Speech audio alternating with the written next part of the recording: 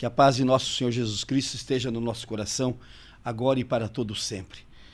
Vamos iniciar a nossa meditação de hoje, invocando o Espírito Santo de Deus, para que Ele entre em nosso coração, em nossa alma, em nossa vida, para que com a sua luz, para que com a sua sabedoria, para com o seu entendimento e inteligência, nós possamos fazer a nossa vida uma vida de sucesso e uma vida de total entrega a Jesus Cristo. Que nós possamos, no dia de hoje, receber logo cedo o Espírito Santo na nossa vida, a fim de que tudo seja aclarado, iluminado, dirigido pelo Espírito Santo de Deus em nossa vida. A promessa dele é que ele seria lâmpada para os nossos pés, luz para o nosso caminho, e que ele estaria dentro de nós, morando dentro de nós, para nos ensinar todas as coisas.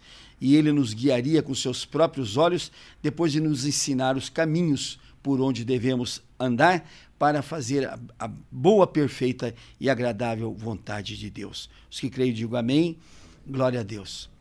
Vamos invocar a presença do Senhor Jesus agora na nossa vida. Vamos abrir o nosso coração para que Ele esteja presente, porque Ele disse que quando 2 ou mais pessoas se tivessem reunidas no seu nome, Ele estaria no meio delas. Vamos então declarar ao Senhor Jesus que nós estamos reunidos aqui agora no seu nome. Digam comigo: Senhor Jesus, nós declaramos que estamos reunidos aqui agora no teu nome. Vem estar conosco, nós te pedimos no teu santo nome. A meditação de hoje é uma meditação muito importante para a nossa vida. Nós temos falado aqui continuamente que a nossa fé tem de ser uma fé intrépida, tem de ser uma fé ousada, tem de ser uma fé integral, plena, sem a qual nós não recebemos as benesses de Deus. Mas onde estaria na Escritura um exemplo, entre muitos que tem da Escritura, um exemplo, para que nós pudéssemos entender o que é uma fé intrépida? Vamos no livro de Samuel, no capítulo 16. A história que Samuel nos narra no capítulo 15 é que o rei Saul havia desagradado a Deus quando Deus lhe deu ordem para liquidar, para aniquilar todos os amonitas. A ordem de Deus era essa: mata tudo, mata desde boi, desde cabrito, desde ovelha, mata tudo e mata todos os amonitas. E Saul desobedeceu a esta ordem. Saul trouxe as ovelhas, Saul trouxe o gado, Saul trouxe algumas pessoas amonitas e trouxe também o rei amonita. Isso desagradou a Deus, de maneira que Samuel disse a Saul: você acaba de perder o seu reino, porque é mais importante para Deus a obediência à sua lei, às suas normas, do que a qualquer sacrifício. É mais importante obedecer-se a Deus, obedecer a sua lei, ainda que a gente pense que esse Deus é antigo, que esse Deus é decrépito, que esse Deus é muito velho, que esse Deus não se modernizou. Nós temos de obedecer à ordem dele. Vai então, Deus determina a Samuel que eleja um novo rei, e ele manda Samuel à casa de Jessé. Jessé era um homem que tinha 8 filhos. Quando chegou na casa de Jessé, 7 filhos. Quando chegou na casa de Jessé, ali estaria o novo rei. Todos os filhos de Jessé passaram às vistas de Samuel. Filhos altos, bonitos, grandes, formosos. E Samuel olhava aquela aparência e Samuel já queria. Eu acho que é esse, eu acho que é esse. E Deus dizia: Samuel, eu não olho para as aparências, eu olho para o interior das pessoas. Então vejam bem uma determinação de Deus. Deus não está atrás de nós para saber se nós somos altos ou baixos, gordo ou magro, para saber se nós somos preto ou branco, para saber o que nós somos. Deus está dentro do nosso interior, dentro do nosso coração, para saber o que é que temos dentro do nosso coração, qual é a construção espiritual que nós fizemos dentro de nós. Por fim, ele unge o menor deles todos, o Davi, que era o mais caçula, que era o menor, que não tinha a aparência judaica, porque ele era ruivo, não tinha aparência judaica, e ele unge Davi como rei de Israel. Agora, onde é que está então a fé intrépida? Onde está então a fé ousada que Davi tinha? Veja o quadro. Está lá Saul como rei de Israel, com exército, com homens, rei de Israel. Aí chega um velho, já no fim da vida, e derrama sobre a cabeça daquele jovem um tanto de azeite e diz: você é o próximo rei de Israel. Você está eleito agora rei de Israel.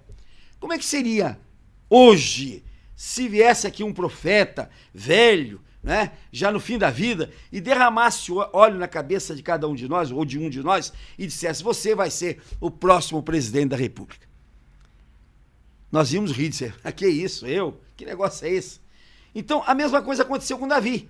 Um menino que até aquele momento era um simples pastorzinho de ovelhas, relegado pelos seus irmãos, relegado pela sua família, e está lá Davi, ungido rei. Aí o que acontece? O pai de Davi, Jessé, manda que Davi leve e vá visitar os seus irmãos e leve alguns alimentos para os irmãos que estavam na guerra junto com Saul.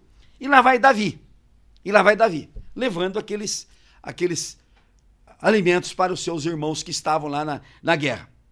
Quando chega, o irmão mais velho, que é Eliabe, diz: o que você veio fazer aqui? Já sei que você é presunçoso, já sei que você é vaidoso, o que você veio fazer aqui? Já encontrou a oposição do irmão. Aí o que mais ele encontra?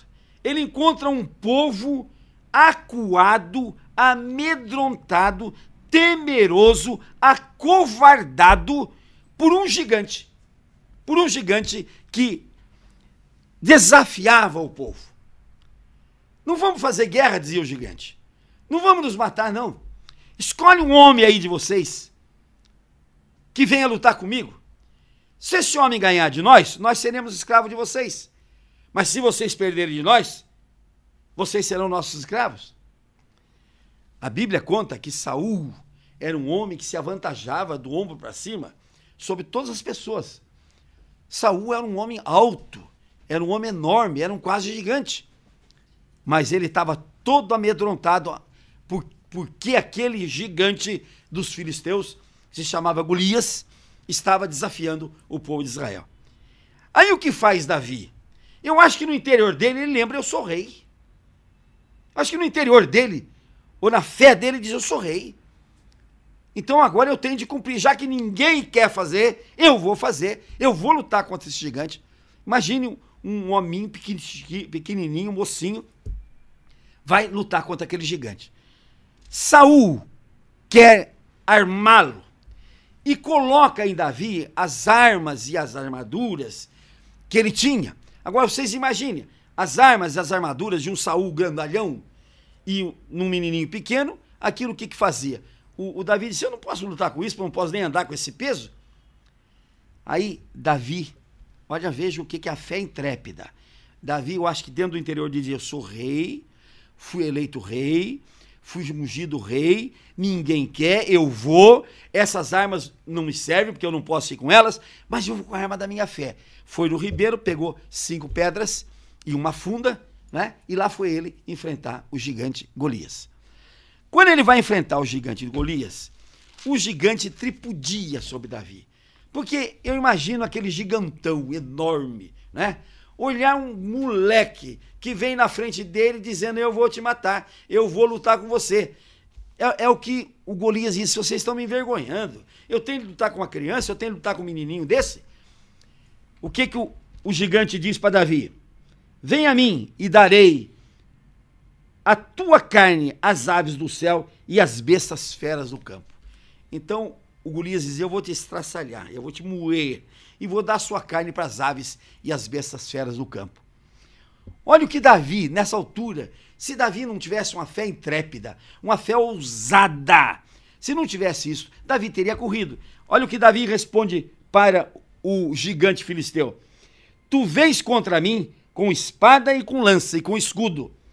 Eu, porém, vou contra ti em nome do Senhor dos Exércitos, o Deus dos Exércitos, Israel, a quem tens afrontado. E olha o que ele diz assim: saberá, hoje mesmo, o Senhor te entregará nas minhas mãos, ferir-te-ei, tirar-te-ei a cabeça e os cadáveres do arraial dos filisteus darei. Hoje mesmo as aves dos céus e as bestas feras da terra, e toda a terra saberá que há um Deus em Israel. Essa foi a resposta que Davi deu àquele gigante. Quantas vezes nós corremos de hominhos menores que nós, corremos de problemas menores que nós, quantas vezes corremos de coisas menores que nós, corremos simplesmente porque não temos fé, porque não acreditamos, porque não se coloca na nossa cabeça que nós temos uma unção dada por Deus, temos um propósito de Deus na nossa vida. Vocês vão me dizer assim, mas o Davi foi ungido por Samuel, rei, ele tinha a unção que Samuel lhe colocara na cabeça. Mas e nós? Não temos nada? Vamos aqui na Sagrada Escritura, porque a Sagrada Escritura, eu sempre digo, ela tem resposta para todas as coisas. Ela tem resposta para todas as coisas. Veja o que o apóstolo Pedro diz na sua primeira epístola, no capítulo 2, no versículo 9. Ele diz assim, olha o que ele diz. Vós, eu e vocês todos, e todos que estão me ouvindo agora, vós, porém, sois raça eleita. Olha só, se o mundo não dá valor para vocês, não dá valor para nós, se o mundo não dá valor para aqueles que estão me ouvindo, olha o que a Escritura Sagrada diz. Vós sois raça eleita, sacerdotes reais, nação santa, povo de propriedade exclusiva de Deus, a fim de proclamardes as virtudes daquele que vos chamou das trevas para a sua maravilhosa luz. Olha o que a Escritura Sagrada diz de cada um de nós. Nós somos povo eleito, nós somos raça eleita, nós somos sacerdotes reais. É isso que a Escritura nos unge, é isso que a Escritura nos diz, é isso que a Escritura nos mostra, a Escritura nos afirma. Agora, nós não temos fé para crer nisso, nós não temos fé para acreditar nisso. E a fé intrépida e a fé ousada é aquela que acredita na promessa de Deus. É aquela que diz, se Deus diz que eu sou povo santo, eu sou povo santo. Se Deus diz que eu sou uma raça eleita, eu sou raça eleita. Se Deus diz que eu sou um sacerdote real, eu sou um sacerdote real. E vou me comportar com isso. Davi acreditou na unção que o profeta Samuel colocara em sua cabeça. E nós não acreditamos na palavra de Deus, que nos unge a cada dia, a cada momento, que nos mostra a cada momento, que Ele nos separou, que Ele nos tirou desse mundo das trevas para nos levar para o mundo da luz dEle. E nós temos de proclamar isto. E quando a gente não mostra fé intrépida e ousada, quando a gente não mostra isso, nós ofendemos a Deus com talvez o maior dos pecados, que é não ter fé nele. Todos nós dizemos assim, mas eu tenho uma vida tão bacana, tão santa, eu não faço mal para ninguém, eu sou uma pessoa cordata, eu faço caridade, olha, eu cuido da minha família, eu rezo todo dia, eu oro todo dia. Ora, mas se não houver a fé intrépida e ousada naquele que nos criou, naquele que nos salvou, nós estamos pecando da maneira mais odiosa que pode existir. Porque se eu não creio naquele que me criou, se eu não creio naquele que deu a vida para me salvar, eu estou pecando horrivelmente. Esta é a verdade. Então, um dos maiores pecados que existem é o pecado da falta de fé. Jesus veio a esta terra, e olha o que ele diz aqui, quando ele está aqui na terra, no capítulo 8 de João. No capítulo 8 de João, no Evangelho de João. Já falamos que João é um evangelista puro, um evangelista espiritual, é um evangelista que captou a mensagem de Jesus, que foi aquele que mais soube traduzir o pensamento de Cristo para nós todos. Olha o que ele diz aqui no capítulo 8, no versículo 31 em diante.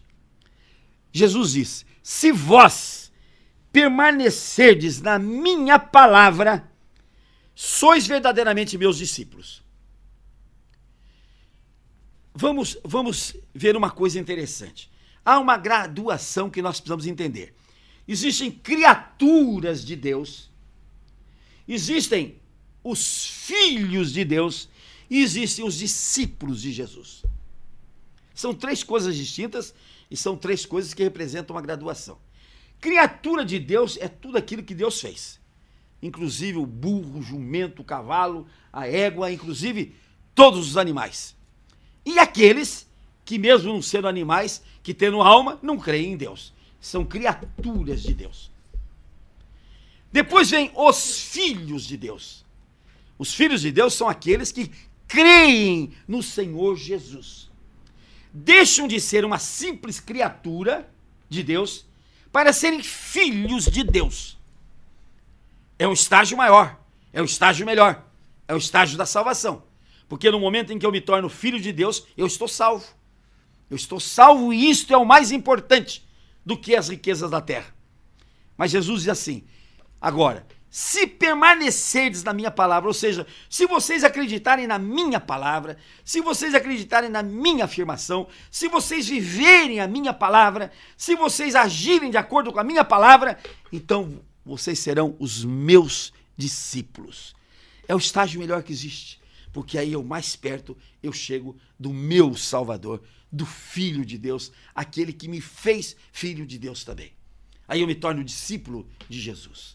Aí olha o que ele diz aqui: e conhecereis a verdade, e a verdade vos libertará. Jesus diz: no momento que vocês se tornarem meus discípulos, vocês vão conhecer a verdade, e a verdade vos libertará. Quando a gente prega isso, no íntimo de todos nós, vem a mesma questão dos judeus. Vem a mesma palavra dos judeus. Quando Jesus disse: vocês vão conhecer a verdade e vocês serão libertos, eu vos libertarei, os judeus disseram: mas vai libertar do quê se eu não sou escravo de nada? Isso é o que nós todos dizemos: eu não sou escravo de nada. Eu saí de casa hoje liberto, livre, ninguém me impediu, entrei no ônibus, cheguei aqui, não teve ninguém que me impedisse, eu não sou escravo de ninguém. Aí Jesus explica claramente. Replicou-lhe Jesus: em verdade vos digo, todo o que comete pecado é escravo do pecado. Todo o que comete pecado é escravo do pecado. Eu sei que esta prédica do pecado é uma prédica que todo mundo vira o beiço, ninguém quer ouvir, porque é mais fácil ouvir uma prédica, um sermão de triunfo, como a gente ouve por aí, porque Deus está na tua casa, porque Deus te olhou hoje, porque Deus vai te tirar disso aí, porque Deus vai fazer isso, Deus vai fazer aquilo, e você fica olhando: eu não preciso fazer nada, porque Deus vai fazer tudo para mim. Não, nós temos de ser libertos por Jesus, não há outra solução. Se nós queremos sair do estágio de simples criatura para passarmos a ser filhos de Deus, nós temos de crer no Senhor Jesus, porque aí então eu vou ser filho de Deus também. E mais ainda, Jesus quer que a gente seja discípulo dele. E para ser discípulo dele, a gente tem de conhecer a palavra dele, de viver a palavra dele. E quando a gente vive a palavra dele, a gente é liberto do pecado. Antes disso, nós somos escravos do pecado. E ele diz assim: se pois o Filho vos libertar, verdadeiramente sereis livres. A única forma, a única maneira que nós temos de deixar a escravidão do cão, a escravidão do Satanás, a escravidão do diabo, a única maneira que nós temos é nos tornarmos filho de Deus e discípulos do Senhor Jesus, através da sua palavra. Porque é só aí que nós vamos conhecer a verdade, e esta verdade, que é Jesus, vai nos libertar. Jesus quer que nós tenhamos com ele um conhecimento íntimo. Não é só aquele conhecimento de passar perto dele e dizer: opa, tudo bem? Não, Jesus quer um conhecimento íntimo com ele. Isso nós vamos ter pela nossa fé intrépida, pela nossa fé ousada. Nós temos de acreditar na nossa posição de filhos de Deus, de raça eleita, de povo eleito, de sacerdote real. Isso nós temos de acreditar para nós vivermos realmente uma vida de liberdade. Voltemos a Davi. Aí o que acontece com Davi? Davi vai em frente a Golias. Ele podia correr, tinha tempo de correr ainda. Acredito que ele, moleque, correndo, o Golias nunca ia pegá-lo. Com aquelas armas, com aquele peso, com aquele tamanho todo. Mas ali ele está. Ele diz, eu estou em nome do Deus de Israel. Eu estou em nome do Deus Todo-Poderoso. E você hoje o povo inteiro vai saber que hoje tem Deus em Israel. E ele vai e mata aquele gigante. Fé intrépida de quem acredita, de quem não corre nem diante de gigantes. Agora é a hora de dizer a todos nós aqui, qualquer que seja a dificuldade que nós estejamos enfrentando, qualquer que seja o gigante que está na nossa vida, porque às vezes as pessoas estão dizendo assim, o pastor está falando isso, mas ele não sabe o meu problema, ele nem imagina o problema que eu estou passando, ele nem tem na cabeça dele o que eu estou passando aqui na minha casa, com meu filho, com a minha filha, com meu marido, com a minha esposa. Deus, ele nem imagina o que eu estou passando. Eu imagino sim, mas posso lhe garantir que tudo aquilo que você está passando não é maior do que o nosso Jesus, não é maior do que o Deus que nos criou, não é maior do que o amor de Deus para conosco. Porque aí é que vem a coisa linda. E Deus nos amou de tal maneira que mandou seu Filho Jesus para morrer por aqueles que querem ser amados por Deus. Aqueles que não querem ser amados por Deus, Jesus morreu à toa, porque eles não querem receber. Vamos dar um exemplo. Jesus está na cruz. De um lado, um ladrão. De outro lado, outro ladrão. Um ladrão se arrepende e se entrega a Jesus. E Jesus diz, hoje mesmo estarás comigo no paraíso. O outro permanece duro. O outro permanece completamente contrário à salvação. E a Bíblia não fala mais nada a respeito dele. Também não vou julgar. Também não vou dizer se ele foi salvo ou não. Porque pode ser que na história final ele também tenha se arrependido. Pode ser que na hora que foram quebrar as pernas dele, ele diz, puxa vida, mas eu também podia ter conversado com Jesus. Eu também podia ter recebido. E ele pode ter recebido Jesus naquela hora também. Mas vejam bem, Jesus morreu por aqueles que querem se salvar por seu intermédio. Esta é a grande verdade. Esta é a fé intrépida que nós temos de crer. Nós não somos criaturas, meras criaturas de Deus, não. Nós somos filhos de Deus. E nós temos de partir para nos tornarmos discípulos de Cristo. E discípulo de Cristo é aquele que conhece a sua palavra, que vive a sua palavra, que entende a sua palavra, que obedece a sua palavra. E a obediência é a maior demonstração de fé. É a obediência à lei de Deus. Quando a gente obedece à lei de Deus, nós vamos encontrar a nossa salvação e vamos encontrar a nossa riqueza, o nosso sucesso e vamos encontrar a nossa vitória. Por fim, eu quero ler o Salmo 112, que é um salmo que nós devemos crer nele e colocá-lo na nossa vida. Ele começa o salmo dizendo assim, aleluia. Aleluia é uma expressão de alegria. Aleluia é uma expressão de alegria, de gozo. É uma sensação de gozo. E alegria, gente, é bom que a gente diga de passagem, é uma das coisas que Deus quer que nós tenhamos. Pega as epístolas de Paulo, alegrai-vos, alegrai-vos. Mais uma vez vos digo, alegrai-vos, alegrai-vos.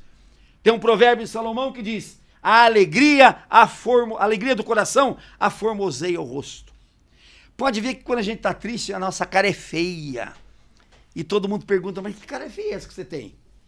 Por quê? Porque o nosso coração está triste, porque não existe alegria no nosso coração, e isso espalha no nosso rosto.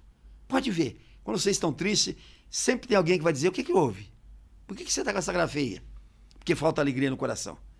Aí diz assim, bem-aventurado o homem que teme ao Senhor e se compraz nos seus mandamentos. Bem-aventurado significa realizado. Bem-aventurado significa feliz. Bem-aventurado significa homem digno de bênçãos. Bem-aventurado o homem que teme ao Senhor. A gente tem de temer ao Senhor. E como é que a gente teme ao Senhor? Não é dizer eu tenho medo de Deus, não é isso. Temer ao Senhor é acreditar, é ter fé na palavra dele, é sentir que aquilo que ele está falando é para nós, é para cada um de nós. Então eu temo ao Senhor e me comprazo nos seus mandamentos. Gente, a maior tendência que nós estamos vendo hoje são as pessoas quererem modificar os mandamentos de Deus. Agora nós vimos que aquela organização judaica diz que agora eles avançaram na lei mosaica. E aquilo que a lei mosaica proíbe, eles abriram e permitiram. Eles revogaram a lei mosaica e dizem que eles avançaram na lei mosaica quando eles permitiram o homossexualismo nos seus ministros, nos seus rabinos. E se permite no rabino, não pode impedir nos rabinados, né? A sua descendência, olha, aquele que compraz os mandamentos de Jesus, a sua descendência será poderosa na terra. Pai e mãe que estão me ouvindo agora, avô e avós que estão me ouvindo agora, uma forma de você fazer a sua descendência poderosa. Preste atenção, mãe que tem filhos problemáticos, pais que têm filhos problemáticos. A sua descendência será poderosa quando você ter prazer na lei do Senhor e quando você temer ao Senhor, você acreditar, você tiver fé no Senhor. Então me parece muito mais fácil de você cuidar da sua família do que você está botando na sua cabeça. Tá certo que hoje a gente costuma dizer como está difícil, os filhos não atendem mais os pais. Mas será que os pais estão se comprazendo na lei do Senhor? Será que os pais estão vivendo a lei do Senhor?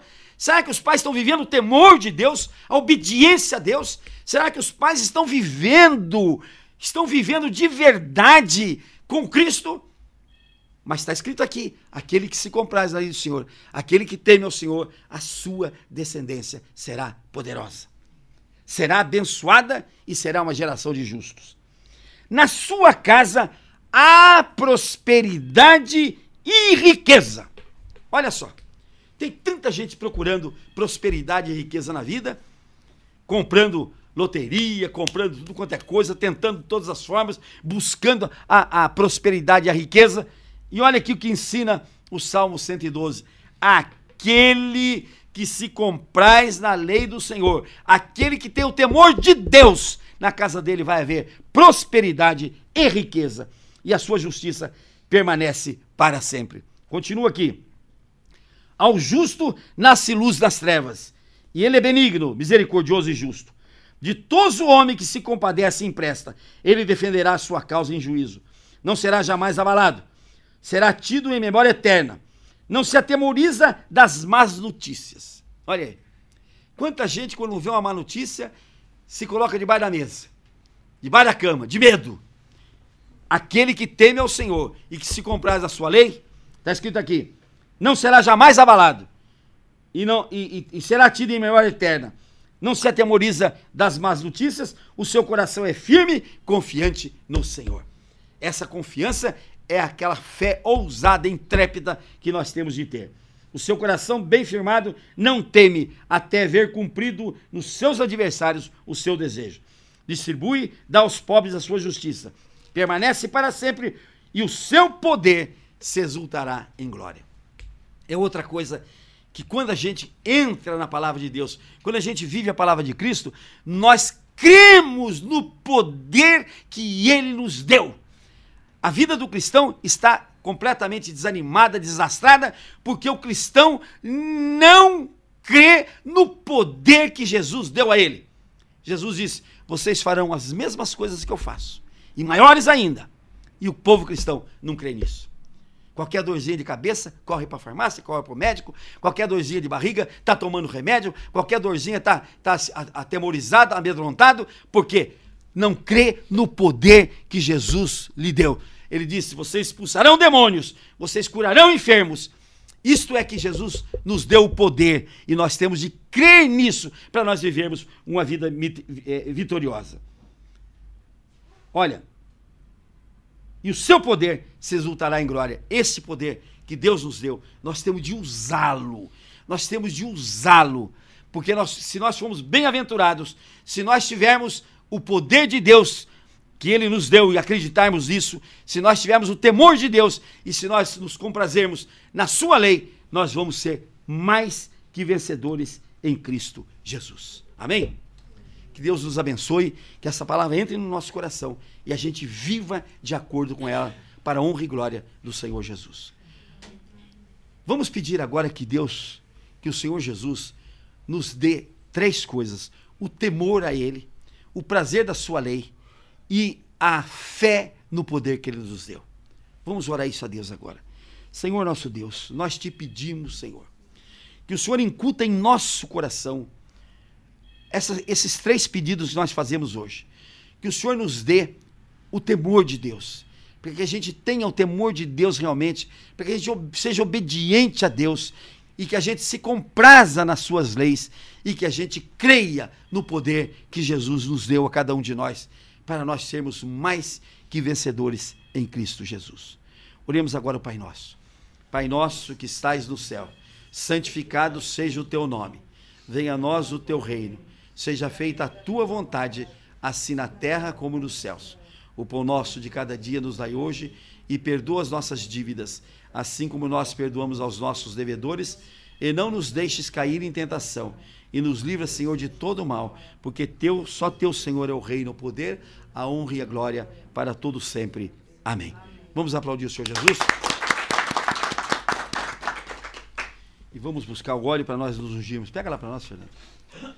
A unção, muita gente não acredita, muita gente não leva a unção. Davi, com um simples chifre de azeite na cabeça, ele se tornou rei e venceu todos os problemas da vida dele.